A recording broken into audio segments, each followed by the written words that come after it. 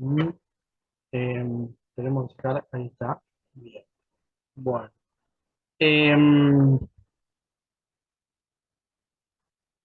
este, Como vamos a ver, nosotros podemos tener muchas, em, no necesitamos tener un laboratorio demasiado complejo para,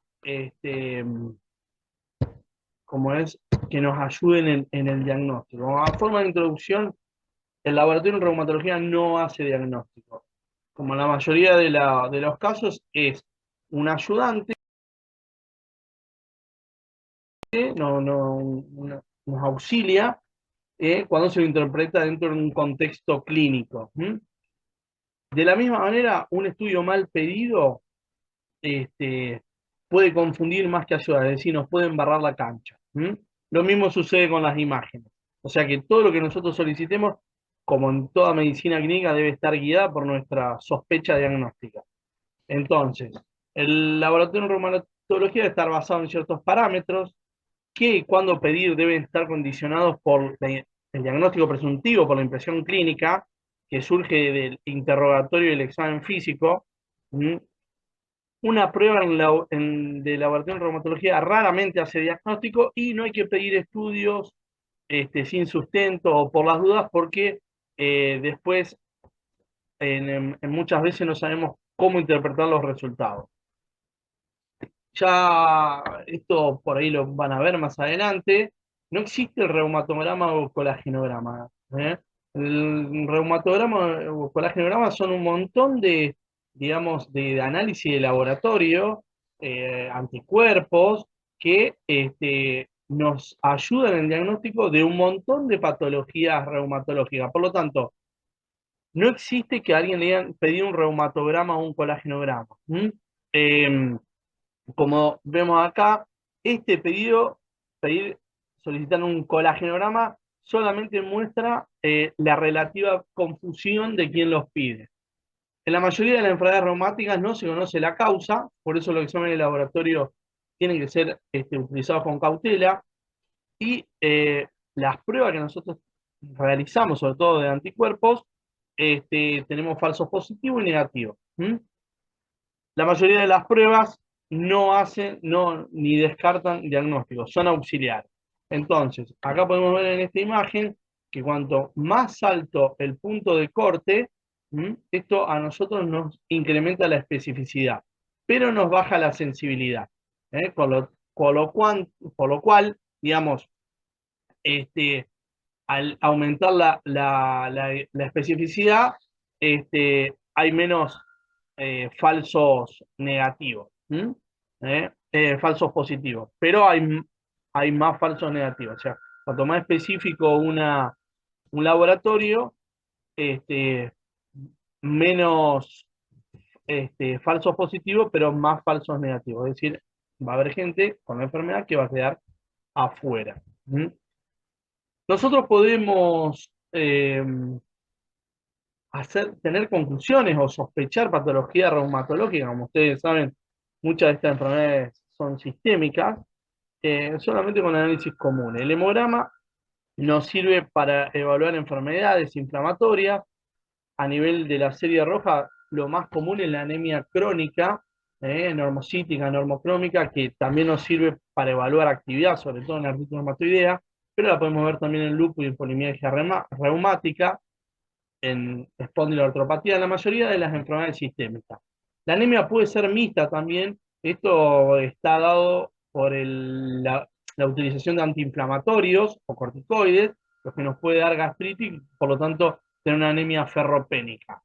Em, la anemia por depresión medular, esto lo podemos ver sobre todo por la utilización de algunas drogas que nosotros usamos, como el metotrexato, la sulfasalazina.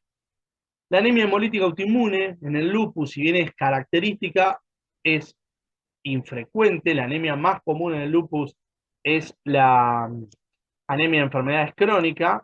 Eh, y como vemos, pacientes que pueden tener CUMS negativa no tienen hemólisis. Entonces, nosotros digamos, confirmar el diagnóstico de hemólisis, lo que necesitamos es un frote de sangre periférica y ver que haya esquistocitos en el frotis. Una CUM positiva per se no se trata. Si hay hemólisis, bueno, el tratamiento debe ser agresivo. El recuento de blancos, de leucocitos y fórmula nos ayudan en muchas enfermedades inflamatorias. Podemos ver eosinofilia, obviamente, en parasitosis. Se puede ver en artritis reumatoidea y hay vasculitis eosinofílica, como puede ser el síndrome de Church-Strauss.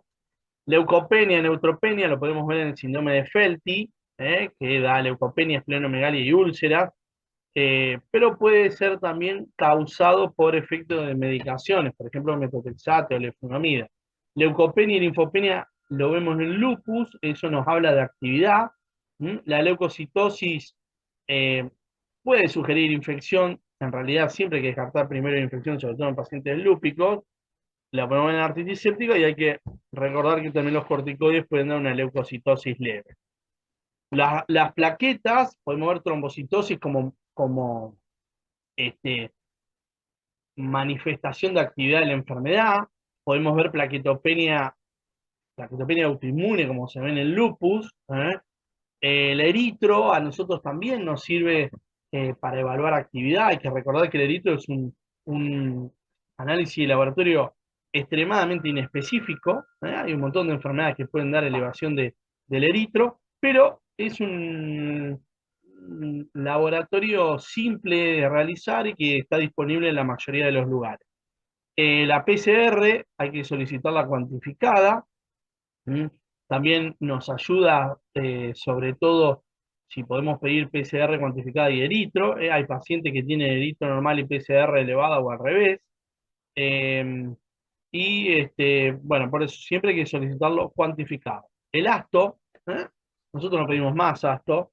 El ASTO sirve, digamos, eh, en el contexto de una sospecha de fiebre reumática, lo cual es extremadamente raro en adultos. Eh, lo esencial es que esto no hace diagnóstico de fiebre reumática. Eh, lo que refleja solamente es infección por estreptococo beta hemolítico y puede verse en muchas circunstancias. Por lo tanto, el ASTO es un laboratorio que prácticamente no se solicita, por lo menos en adultos, o no debería solicitar. La uricemia, eh, digamos, la uricemia per se, los niveles elevados de óxido úrico no hacen diagnóstico de gota, y no justifica tratamiento. Se trata solamente si el paciente tiene clínica de gota o tiene litiasis renal por cálculo de urato. eh, pero bueno, en pacientes con niveles muy elevados de ácido úrico, por ejemplo, 12 miligramos de decilitro, en esos pacientes podría estar indicada el tratamiento, pero bueno, es muy raro que alguien con esos valores de ácido úrico no, no tenga, no haya tenido manifestaciones de gota o de litiasis renal. En jóvenes y mujeres premenopáusicas, excepto que haya antecedentes familiares, no hay que solicitarlo. Y la causa más común de hiperuricemia hoy por hoy suelen ser los diuréticos. Los autoanticuerpos, vamos a adentrarnos un poquito en lo que es autoanticuerpos, son inmunoglobulinas que reaccionan contra componentes normales del organismo y que pueden estar relacionados con la etiopatogenia de las enfermedades autoinmunes. Como vamos a ver, no todos los autoanticuerpos son patogénicos, en algunas ocasiones se considera que son solamente un epifenómeno de la autoinmunidad. Los anticuerpos antinucleares o FAM eh, son marcadores de enfermedad autoinmune, no son órgano ni especie específico y son muy sensibles, pero muy poco específicos. El FAN digamos, se hace a través de inmunofluorescencia indirecta. Las células que se usan son las células HEP2, en Argentina no usamos ELA. Son importantes los títulos, como vimos, a títulos más altos, mayor especificidad.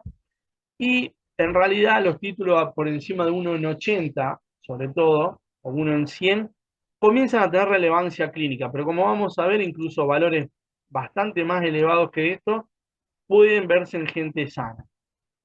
Entonces, se une un antígeno con un anticuerpo primario, y se lo somete a un anticuerpo o a un antianticuerpo, que sería un anticuerpo secundario, que está marcado digamos, con una sustancia fluorófora. En caso de que reaccionen, eso es lo que nosotros vamos a ver en el laboratorio. ¿Eh?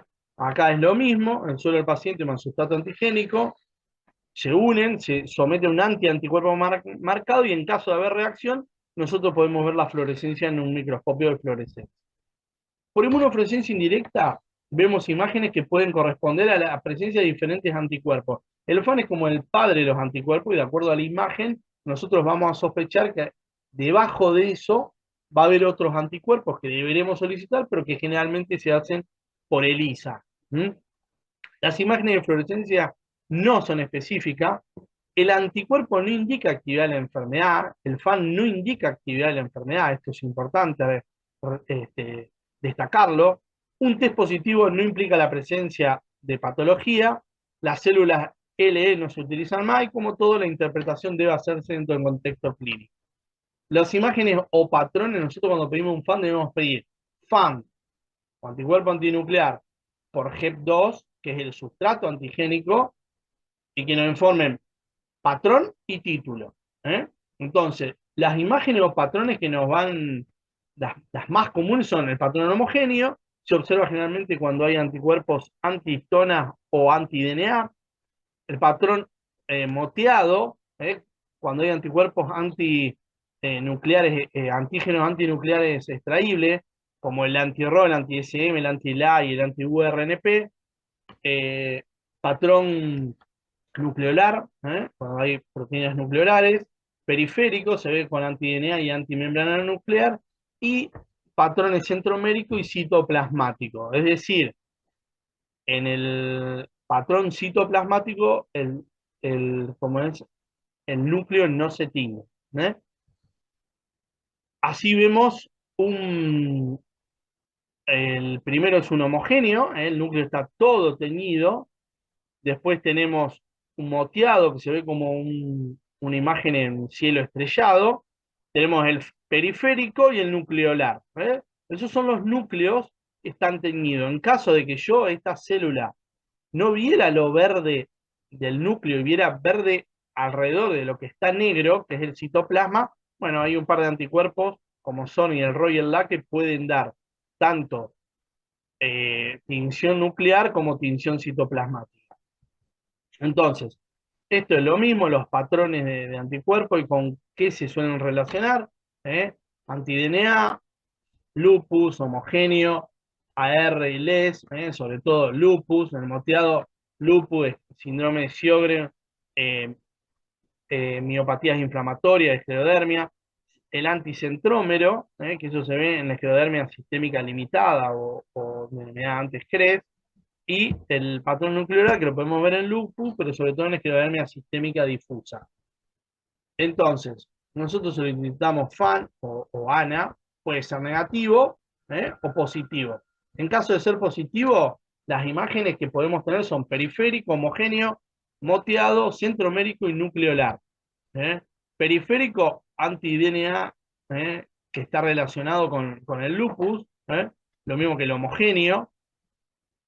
El moteado, ahora vamos a ver el centromérico en esclerodermia sistémica limitada, el nucleolar, sobre todo en esclerodermia sistémica difusa, y el moteado, los cuatro más, digamos, más comunes son el RNP, el SM, el anti-SM, el RO y el LA. El resto no es necesario que lo sepan.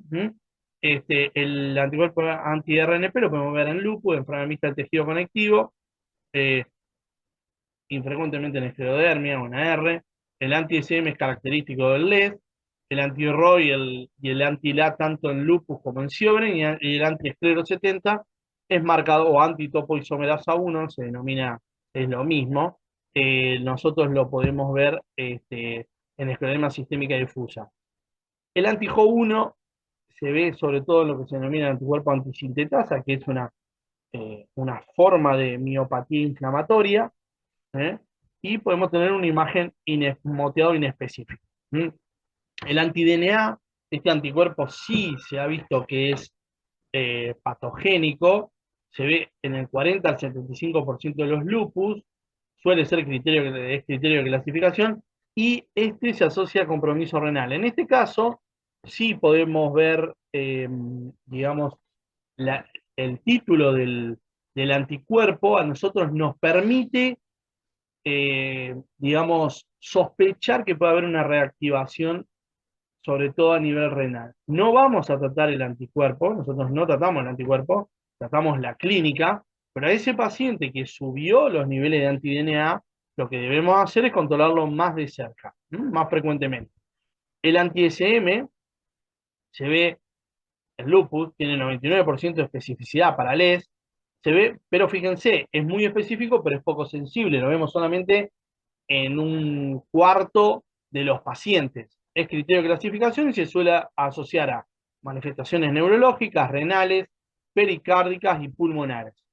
El anti-1-RNP también se puede ver en lupus, puede acompañar al anti-SM, o sea, nosotros podemos tener anti-1-RNP y anti-SM positivo, suele asociarse a fenómenos de Raynaud, linfodenopatía y miositis, y es un criterio de enfermedad mixta del tejido conectivo, en el cual tiene que estar en el 100% de los casos. La enfermedad mixta del tejido conectivo es una patología en la cual eh, hay manifestaciones de lupus, de esclerodermia y de miopatía. No es una superposición de dos enfermedades, es una entidad, digamos, en sí misma, en las cuales hay manifestaciones de otras tres enfermedades. ¿Mm?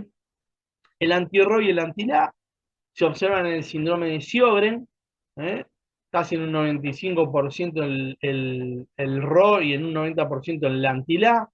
Los podemos ver en lupus, en menor proporción, y estos también son anticuerpos que han demostrado patogenicidad, sobre todo son causantes del lupus neonatal, ¿eh? En lo cual la manifestación más severa es el bloqueo cardíaco congénito. Lo más común es que los bebés tengan fotosensibilidad, linfopenia. Esto, digamos, es porque atraviesan la barrera placentaria y dañan el sistema de conducción cardíaco. Por eso, todo paciente, digamos, mujer embarazada con una patología reumatológica, hay que solicitarle anti-RO y anti-LA porque hay que hacerle seguimiento con ecocardio Doppler fetal, para tratar de evitar que tengan el, el bloqueo en caso de tenerlo. Eh, y lo podemos ver sobre todo en lupus fan negativo o en Sjögren, como dijimos antes, el RO y el LA pueden ser fan negativos, o sea, anticuerpo antinuclear negativo, porque el núcleo no se tiñó, pero haber imagen citoplasmática. Entonces, en esos casos, nosotros nos informan anticuerpo antinuclear negativo. Si observa tinción citoplasmática, lo que tenemos que hacer es pedir anti-RO y anti-LA, que eso se hace por ELISA. Fíjense que un título de 1 en 320, que es un valor importante, interesante, nosotros lo podemos ver en 3% de la población sana. Por lo tanto, no hay que pedir FAN a cualquier paciente, porque si no, después, es como dijimos al principio, no sabemos qué hacer con ese resultado. Pasando a otro tipo de anticuerpos, los ANCA son anticuerpos, digamos, marcadores sobre todo de vasculitis, que es donde primero se describieron, pero ya vamos a ver que se puede ver en otras patologías. eh, Son anticuerpos anticitoplasma de neutrófilo, reaccionan con proteínas antigénicas de los glánulos citoplasmáticos de neutrófilos y monocitos humanos. Se observan por inmunofluorescencia indirecta y tenemos dos patrones. En realidad hay un tercer patrón que es el patrón X o A típico que no tiene, digamos, no tiene correlación patológica, pero podemos tener el C, que es el citoplasmático, y el P, periférico. Los ANCA también se han relacionado con patogenias, sobre todo de la enfermedad, por eso hay que controlar los títulos se elevan, nosotros tenemos que sospechar que el paciente puede tener una reactivación. El ANCA-C, eh, para que el ANCA-C es granulomatosis de Wegener, o granulomatosis con poliangeitis, como se denomina actualmente. Se puede ver en otras patologías, pero eso es extremadamente raro. Por lo tanto, ANCA-C, Wegener o angeitis, o no, granulomatosis con poliangeitis. ¿Estamos? Que es lo mismo. Se vincula a actividad clínica y severidad del Wegener y lo podemos ver cuando es generalizado, es decir, que hay compromiso tanto pulmonar como renal. El compromiso renal es lo que a nosotros nos clasifica a un paciente como generalizado, compromiso generalizado, se ve en el 90%. Cuando es limitado, ya sea pulmón o vía aérea superior, se ve solo en el 30%, en el 60%, perdón, y en remisión es positivo en el 30%. El ANCA-P son anticuerpos característicos pero inespecíficos de vasculitis y los podemos ver en otras patologías, artritis reumatoidea, lupus, pero también en enfermedades inflamatorias intestinales, hepatitis autoinmune. Acá están los patrones, arriba eh, el ANCA-P se ve, digamos, dentro del grupo de vasculitis asociada a ANCA, que tenemos, como dijimos, la granulomatosis con poliangeitis, que es la granulomatosis de Wegener. Después tenemos la poliangeitis microscópica y el síndrome de Churez-Strauss, poliangeitis con eosinofilia. Eh, Acá están los tres patrones. Fíjense, ANCA-C, específico para Wegener, y el ANCA-P lo podemos ver en Wegener, pero en menor proporción. Pero lo podemos ver sobre todo hablando desde el punto de vista extravasculítico, se puede ver en colitis ulcerosa y en colangitis esclerosante. El factor reumatoideo es un anticuerpo antigamaglobulina, que reconoce la región constante de la IgG humana. Suele ser IgM, pero también podemos tener factor reumatoideo IgG, IgA o IgE. Son importantes los títulos y está vinculado a la patogenia de la R. Igualmente, el factor reumatoideo es un laboratorio muy inespecífico que ya vamos a ver, se ve en un montón de enfermedades y se ve también en gente sana. Pero bueno, se sigue utilizando. Fíjense, estas son las enfermedades asociadas a factor reumatoideo, tenemos enfermedad autoinmune, inmunológica y neoplásica, personas sanas, enfermedades crónicas. Fíjense, de nuevo, las enfermedades que pueden dar factor reumatoideo positivo, por ejemplo, el síndrome de Sjögren a veces tiene más porcentaje de positividad para factor reumatoideo que la misma artritis reumatoidea. ¿Estamos? Pero lo podemos ver en lupus, en esclerodermia, y lo podemos ver en personas sanas, sobre todo en gente, digamos, se positiviza más con la edad. Entonces, en mayores de 70 años, hay hasta un 25% de personas sanas que tienen factor reumatoideo positivo. Esto es importante saberlo. ¿Por qué? Porque nosotros, viene un paciente de, no sé, 60 años, que refiere que le duele la columna. ¿Por qué le voy a pedir factor reumatoideo? Si la artritis reumatoidea no afecta a la columna lumbar.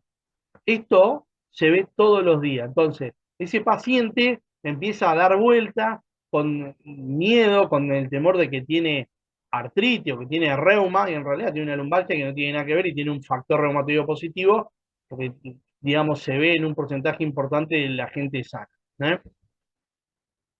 Para subsanar esto, han llegado los anticuerpos anti-CCP, los anticitrulina, se detectan por ELISA y son muy específicos, tienen una especificidad del 98 con una sensibilidad del 70. Además, los anti-CCP, los anticitrulina son anticuerpos que podemos ver incluso años antes del primer síntoma de artritis reumatoidea. En uno de los primeros trabajos que se hicieron con anti-CCP, en Estados Unidos buscaron los sueros de pacientes, eh, digamos, veteranos de guerra, con diagnóstico de artritis reumatoidea, y fueron y les dosaron anti-CCP en esos análisis, digamos, de rutina que se habían guardado en una seroteca. Y vieron que varios años antes de del primer síntoma, los pacientes tenían CCP positivo. Los títulos altos de CCP hablan de una enfermedad más agresiva, más erosiva. La realidad es que no están disponibles en todos los centros, pero digamos, eso va mejorando con el tiempo, con lo cual nosotros podemos pensar que en los próximos años va a reemplazar totalmente al factor reumatoideo. ¿Mm? El complemento son cerca de 30 proteínas termolábiles. ¿eh?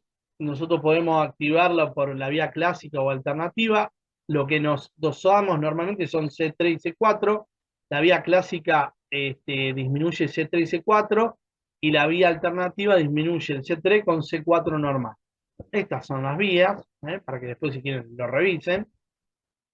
¿Y cuáles son las causas de hipocomplementemia? Bueno, puede ser consumo por activación inmune, por lo tanto a nosotros nos sirve eso, y el complemento digamos, es un dosaje barato de hacer. También cuando hay quemadura extensa, o sea, pérdidas proteicas o síndrome nefrótico, o alteraciones del déficit, digamos, deficiencia de síntesis, que pueden ser déficit congénitos o en insuficiencia hepática. Por lo tanto, la determinación seriada de los valores de complemento es útil en el monitoreo de la actividad de la enfermedad autoinmune y es este, un laboratorio barato para realizar. El síndrome antifosfolípido está caracterizado por la presencia de trombosis recurrente, tanto venosas como arteriales, y complicaciones obstétricas en forma de aborto o pérdidas fetales recurrentes, asociado a anticuerpos antifosfolípidos. Puede ser primario, que es lo más común, es decir, un antifosfolípido primario que no tiene relación con ninguna enfermedad autoinmune, o secundario, sobre todo en pacientes con lupus. Digamos, dentro de los anticuerpos lo que tenemos es el inhibidor lúpico, que es el más específico del síndrome, y se detecta por medios de coagulación, en donde se observa, prolonga los tiempos de los mismos. Los anticuerpos anticardiolipinas nosotros los dosamos por ELISA, pueden ser IgG, IgM o IgA, pero normalmente lo que dosamos es IgG, IgM. Son importantes los títulos, y el isotipo más frecuente es el IgG. Por último, las crioglobulinas son un grupo de inmunoglobulinas que tienen la característica de precipitar a bajas temperaturas, menos de 25 grados, y tenemos tres tipos. El tipo 1, que son monoclonales, y que se relacionan sobre todo con patología hematológica, linfoproliferativa, mieloma o macroglobulinemia de Waldenström. El tipo 2 presenta un componente monoclonal y un componente policlonal, y tiene actividad de factor reumatoideo, es decir, nosotros en una crioglobulinemia podemos tener factor reumatoideo positivo, y el paciente no tiene artritis reumatoidea. Y el tipo 3, que es la más común, que es la que vemos nosotros, es la denominada crioglobulinemia mixta. Los dos componentes son policlonales con actividad de factor reumatoideo. Corresponden al 50% del total de crios, y es la forma que más frecuentemente se asocia a la enfermedad del tejido conectivo, sobre todo en forma de vasculitis. La crioglobulinemia, en caso de que nosotros tengamos crioglobulinas positivas, es, digamos, imperioso descartar sobre todo virus de hepatitis C. ¿Estamos? El virus de hepatitis C se asocia mucho a crioglobulinemia. Es tan frecuente que es raro tener una crioglobulinemia con virus de hepatitis C negativo. Fíjense, a la izquierda de la pantalla tienen un suero normal, y a la derecha cómo queda eso luego de someterlo a la heladera. Se procesa el suero, se centrifuga, se pone en la heladera, y nosotros lo que obtenemos posteriormente de incubación de unos 72 horas en la heladera es esa, digamos, cómo queda el suero, que eso en realidad lo que hace es obstruir los vasos sanguíneos y provocar vasculitis. Bueno, esto fue todo. Espero que les sirva.